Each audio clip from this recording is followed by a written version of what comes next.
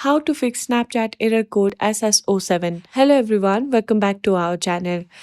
If you're experiencing the frustrating Snapchat error code SS07, you're in the right place.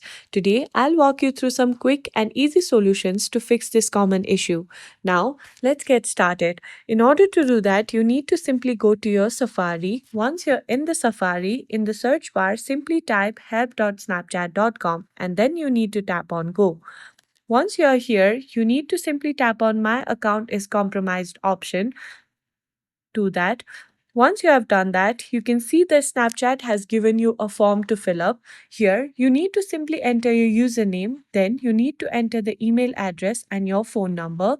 Then you need to simply write the description about what is wrong with your account. And once you have done that, you need to simply click on submit. Then Snapchat will send you how to fix the error in the email address that you have mentioned here. And that's it. That's how you do it. I hope these steps helped you resolve the Snapchat error code SS07. If you found this video helpful, please give it a thumbs up, subscribe to our channel for more helpful guides. Thanks for watching and I'll see you in the next video.